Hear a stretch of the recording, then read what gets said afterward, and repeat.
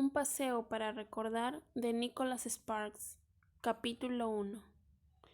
En 1958, Beaufort, situado en la costa cerca de Morehead City, en Carolina del Norte, era el típico pueblecito del sur de Estados Unidos.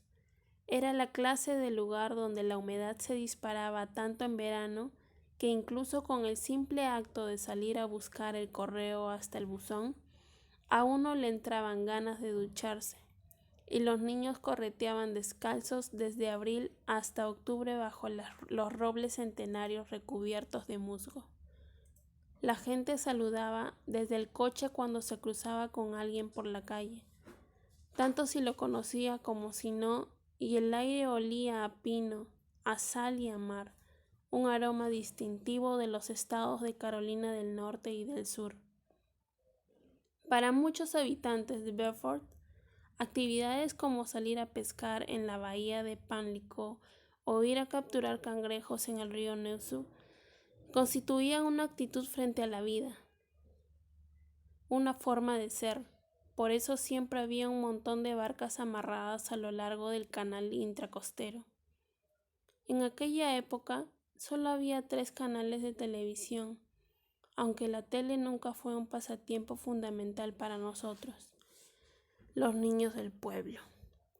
En vez de eso, nuestras vidas giraban en torno a las iglesias. Solo en Beaufort había 18. Tenían nombres como Primera Iglesia Cristiana Reformada, Iglesia de los Perdonados, Iglesia del Domingo de Expiación. Además, también estaban las iglesias bautistas. En mi infancia, eran a todas luces las más populares en el pueblo. Prácticamente había una en cada esquina, si bien cada una de ellas se consideraba superior a las demás. Había iglesias bautistas de todos los tipos, bautistas libres, bautistas misioneras, bautistas independientes. Bueno, supongo que ya me entienden.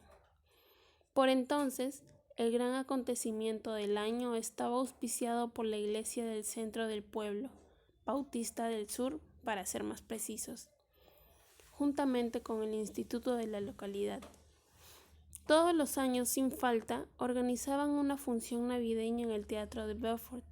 Se trataba de una obra escrita por Herbert Sullivan, un reverendo que era miembro de la iglesia desde que Moisés había separado las aguas del Mar Rojo. Bueno, quizá no fuera tan viejo, pero sí que era lo bastante mayor como para que se le transparentaran las venas a través de la piel viscosa y translúcida. Los chiquillos juraban que podían ver cómo corría la sangre por sus venas. Además, tenía el pelo tan blanco como uno de esos conejitos de pelaje suave y cola algodonosa. La cuestión es que fue él quien escribió esa obra de teatro llamada El Ángel de Navidad, porque no quería seguir ofreciendo cuentos de Navidad todos los años. A su parecer, Scrooge, el personaje principal de la obra de Dickens, era un pagano que había llegado a la redención porque había visto fantasmas, no ángeles. ¿Y quién sabía si esos fantasmas habían sido enviados por Dios? ¿Y quién podía estar seguro de que el personaje no recaería en sus malas prácticas de nuevo, si los fantasmas no habían sido enviados directamente del cielo? Ese matiz no quedaba claro al final. En cierto modo, el famoso cuento de Dickens juega con la idea de la fe y cosas por el estilo, pero Herbert no se fiaba de los fantasmas si no habían sido enviados claramente por Dios, lo cual no se podía explicar usando un lenguaje sencillo, y ese era el gran conflicto que tenía con aquel viejo clásico. Un año decidió cambiar el final. En su versión, el viejo Scrooge acababa por convertirse en predicador y partía hacia Jerusalén en busca del lugar donde Jesús había enseñado las Escrituras. La versión no convenció a nadie, ni siquiera a la congregación, cuyos miembros permanecieron sentados en las butacas, con los ojos abiertos como naranjas, fijos en el escenario, y la prensa se hizo eco con comentarios como: aunque sin lugar a duda fue interesante, no será, desde luego, una versión que pase a la historia. Así que Hedberg decidió probar suerte escribiendo su propia obra de teatro. Llevaba toda la vida componiendo sus propios sermones, y he de admitir que algunos eran interesantes, sobre todo cuando hablaba de la ira de Dios ensañándose con los fornicadores, y otras monsergas similares. Con eso sí que le hervía la sangre, te lo aseguro. Me refiero que cuando hablaba de los fornicadores, su tema favorito. Cuando éramos más jóvenes, mis amigos y yo nos escondíamos detrás de un árbol cuando lo veíamos bajar por la calle y gritábamos: Hedberg, Hedberg es un fornicador. Y luego nos echábamos a reír como locos, como si fuéramos las criaturas más ingeniosas en toda la faz de la tierra. El viejo Hedberg se detenía en seco y aguzaba el oído. Sus orejas incluso se movían. Su cara se encendía hasta adoptar un intenso tono rojo, como si hubiera ingerido un trago de gasolina, y las grandes venas verdes en su cuello empezaban a marcarse de una forma exagerada, como en uno de sus mapas del río Amazonas de la National Geographic. El reverendo miraba a un lado y a otro, entrecerrando los ojos como un par de rendijas, escrutando el entorno. De repente su piel volvía a recuperar aquella palidez cetrina, justo delante de nuestros ojos. Era un espectáculo digno de ver. Nosotros seguíamos escondidos detrás del árbol. Hedberg, ¿qué clase de padres pondrían un nombre como ese a su hijo? Permanecía inmóvil, a la espera de que hiciéramos algún movimiento en falso, algún ruido, como si fuéramos tan tontos. Nos cubríamos la boca con ambas manos para evitar reírnos a carcajada limpia, pero al final siempre acababa por descubrirnos. Él seguía escrutando la zona hasta que se detenía de golpe y fijaba sus ojitos redondos en nosotros, como si pudiera traspasar el tronco del árbol con la mirada. «Sé que eres tú, Landon Carter», gritaba, «y Dios también lo sabe». Dejaba pasar un minuto aproximadamente para que sus palabras surtieran efecto, y después reanudaba la marcha. Al siguiente fin de semana, durante el sermón, nos taladraba con la mirada y decía algo como: «El Señor es bondadoso con los niños, pero ellos también han de ser buenos». Nosotros nos hundíamos en las sillas, no por vergüenza, sino por ocultar de nuevo los ataques de risa. Hedberg no nos comprendía, lo cual era en cierto modo extraño, ya que él también era padre, aunque de una chica, pero eso es algo que ya explicaré más adelante. En fin, como iba diciendo, un año Hedberg escribió El Ángel de Navidad y decidió sustituir definitivamente el cuento de Navidad de Dickens por su obra. La verdad es que no estaba mal, lo cual no dejó de sorprendernos. En líneas generales, se trata de la historia de un hombre que ha perdido a su esposa unos años antes. Ese tipo, Tom Thornton, es muy religioso, pero sufre una crisis de fe cuando su esposa muere en el parto. A partir de ese momento, tendrá que criar a su hija solo, y no es el mejor de los padres. La pequeña quiere para Navidad una caja de música especial con un ángel grabado sobre la tapa de madera, una imagen que ella había recortado de un antiguo catálogo. El tipo busca por todas partes el regalo, pero no lo encuentra. Cuando llega Nochebuena, todavía está buscando el regalo. Mientras entra y sale de varias tiendas, se cruza con una extraña mujer a la que no ha visto nunca antes, y ella le promete que lo ayudará a encontrar el regalo de su hija. Primero, sin embargo, los dos ayudan a un pobre indigente, luego van a un orfanato a visitar a algunos niños, después pasan a ver a una anciana que está muy sola y que lo único que quiere es un poco de compañía en Nochebuena. En ese momento, la mujer misteriosa le pregunta a Tom Thornton qué es lo que desea él para Navidad. Quiere que su esposa vuelva a su lado. La mujer lo lleva hasta la fuente de la ciudad y le ordena que mire en el agua porque allí encontrará lo que está buscando. Cuando el tipo mira en el agua, ve la carita de su hija y entonces se desmorona y rompe a llorar. Mientras está sollozando, la misteriosa dama desaparece. Tom Thornton la busca por todas partes, pero no la encuentra. Al final decide regresar a su casa. De camino va analizando todas las lecciones que ha aprendido esa noche. Entra en la habitación de su hija. Al verla dormida se da cuenta de que ella es todo lo que le queda de su esposa.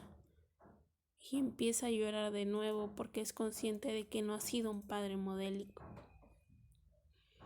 A la mañana siguiente, como por arte de magia, la caja de música aparece debajo del árbol de Navidad. El ángel grabado en la tapa es exactamente igual a la mujer con la que Tom Thornton había estado la noche previa. Así que en realidad no estaba mal. A decir verdad, la gente se hartaba de llorar cada vez que veía la función. Todos los años se agotaban las entradas y gracias a su fama, en lugar de representarla en la iglesia, hubo que recurrir al teatro de Beaufort, que tenía mayor aforo.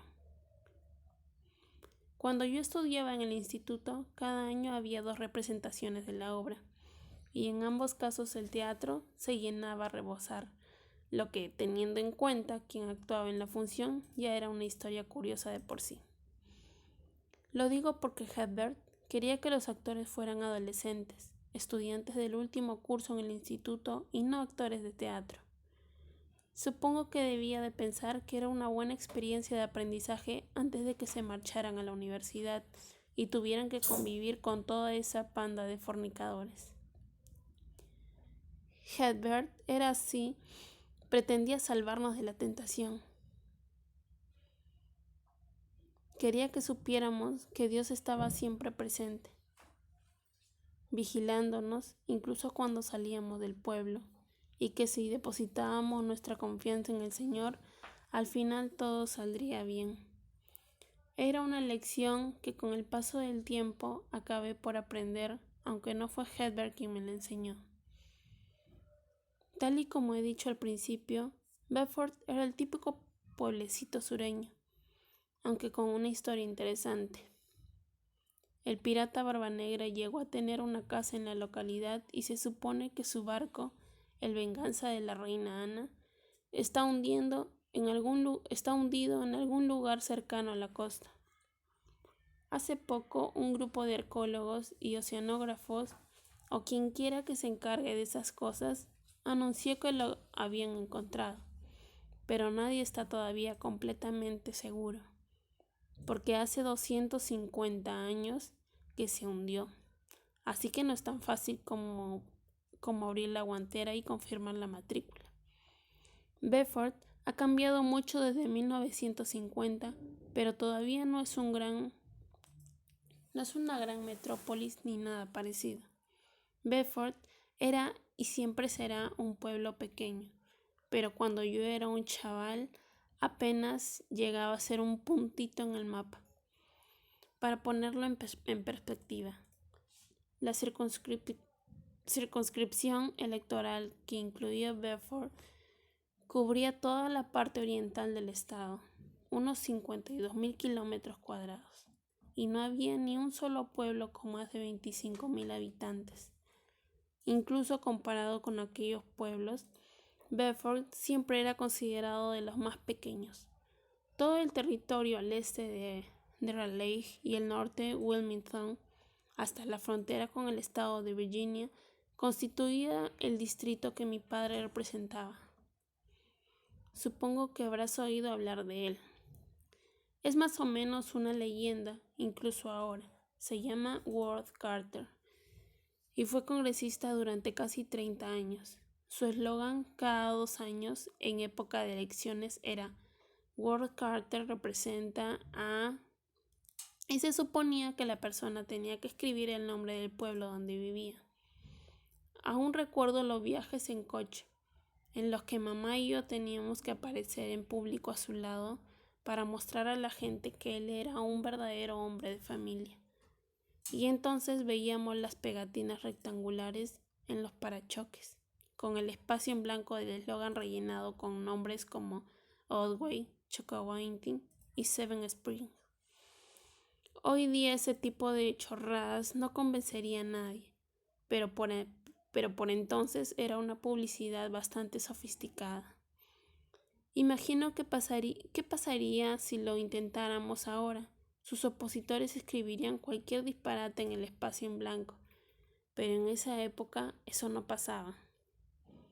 Bueno, quizá había una única pegatina en la que habían escrito una tontería.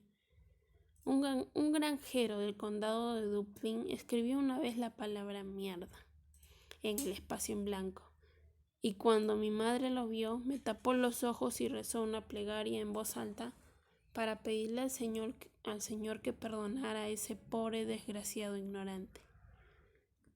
Ella no dijo exactamente esas palabras, pero yo comprendí el sentido. Así que mi padre, don congresista, era un pez gordo y todo el mundo sin excepción lo sabía, incluido el viejo Hedberg. La verdad es que no se llevaban nada bien, a pesar de que mi padre iba a su iglesia cuando estaba en el pueblo, cosa que para ser francos no pasaba muy a menudo. Hedberg, además de creer que los fornicadores estaban destinados a limpiar los orinales en el infierno, también estaba convencido de que el comunismo era una enfermedad que condenaba al ser humano al impiosismo. A pesar de que no existe el término impiosismo, no lo he encontrado en ningún diccionario. La congregación entendía lo que quería decir. Todos sabían también que sus palabras iban dirigidas específicamente a mi padre, que permanecía sentado con los ojos entornados, fingiendo no prestar atención al sermón. Mi padre formaba parte de uno de los comités de la Cámara que supervisaba la influencia roja, que supuestamente se estaba infiltrando por todo el país, inclusive en la defensa nacional, las universidades y hasta en el cultivo de tabaco.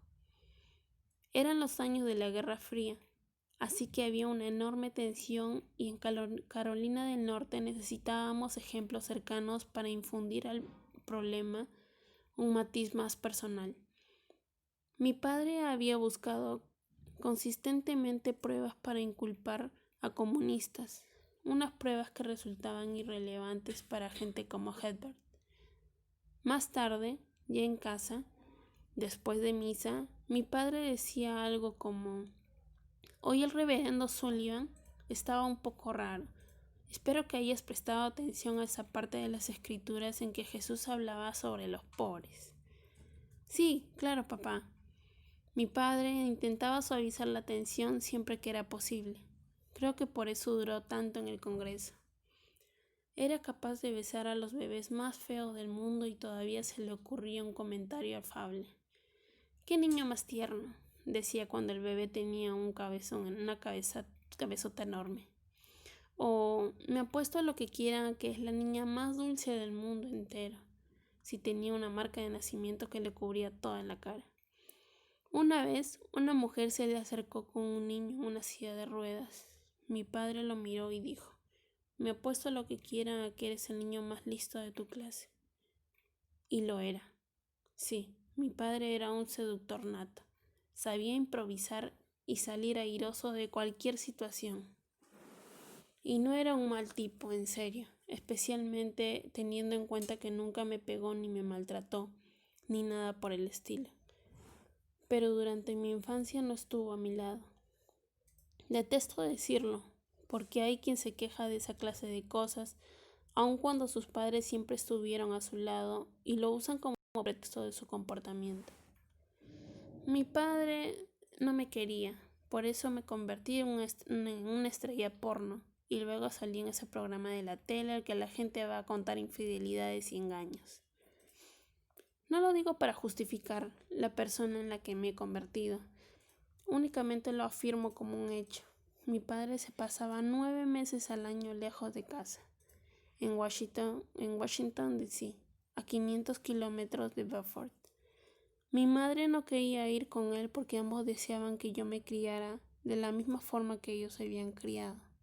Sin embargo, había una clara diferencia. El padre de mi padre se había dedicado a llevar a su hijo a cazar y a pescar. Le había enseñado a jugar a la pelota, Lo había acompañado a las fiestas infantiles y había hecho con él todas esas cosas que hay que hacer con los hijos antes de que se hagan adultos. Mi padre, en cambio, era un absoluto desconocido para mí, una persona con la que apenas tenía trato. Durante los 5 primeros años de mi vida, yo pensaba que todos los padres vivían en otro sitio. Un día, mi mejor amigo, Eric Hunter, me preguntó que quién era ese tipo que había aparecido en mi casa la noche previa. Y entonces me di cuenta de que la situación en mi familia no era muy normal. «Es mi padre», solté orgulloso. «Ah», contestó Eric, mientras hurgaba en mi bolsa del almuerzo en busca de mi Milky Way. «No sabía que tuvieras un papá». Su comentario me sentó como si me hubiera propinado un puñetazo en toda la cara. Así que me crié bajo el cuidado de mi madre, una mujer entrañable, dulce y cariñosa, la clase de madre que casi todo el mundo soñaría tener, pero no fue ni jamás habría podido ser una influencia masculina en mi vida.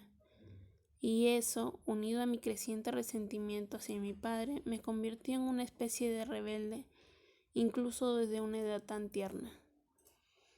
Que consten que no era un mal chaval. Mis amigos y yo solíamos salir a hurtadillas al atardecer y nos dedicábamos a enjabonar las ventanas de los coches o a comer cacahuates servidos en el cementerio que había detrás de la iglesia.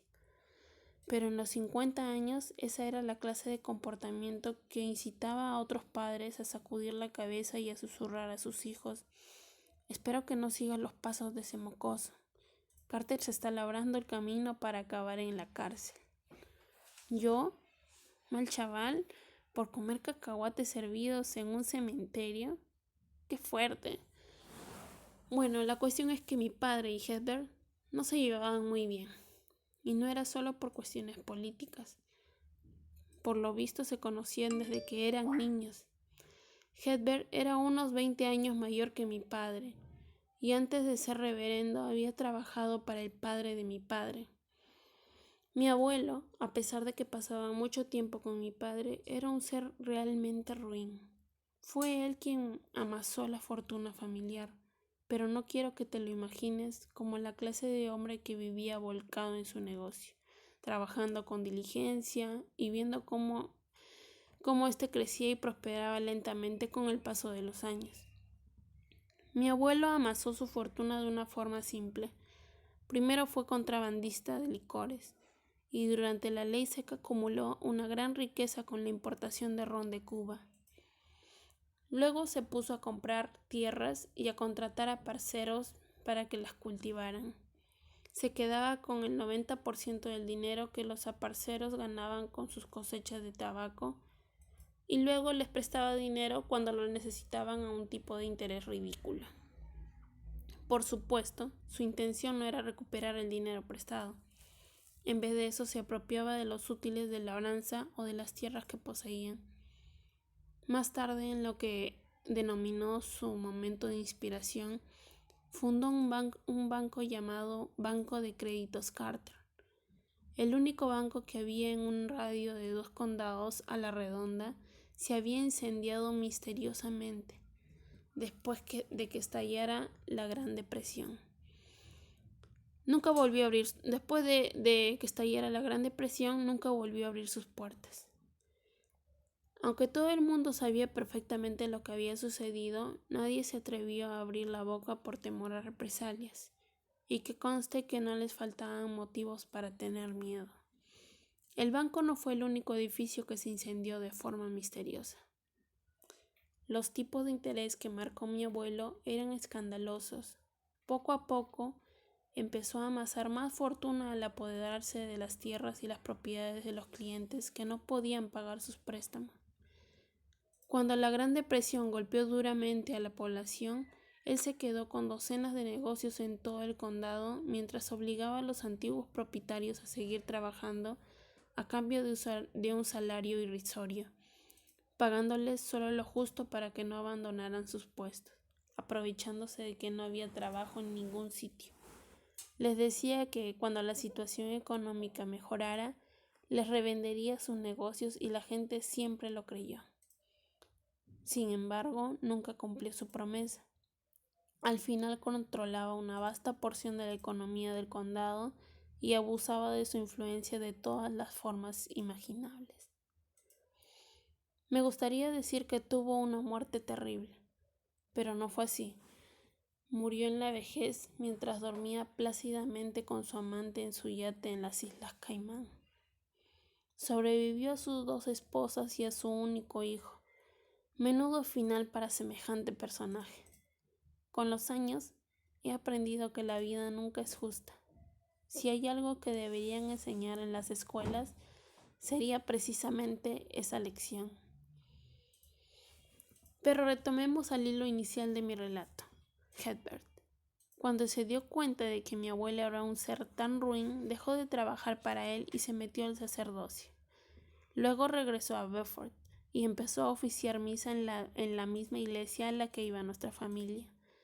Se pasó los primeros años perfeccionando su mensaje apocalíptico del tormento con fuego y azufre, con sermones mensuales sobre los males de la codicia, lo que apenas le dejaba tiempo para nada más.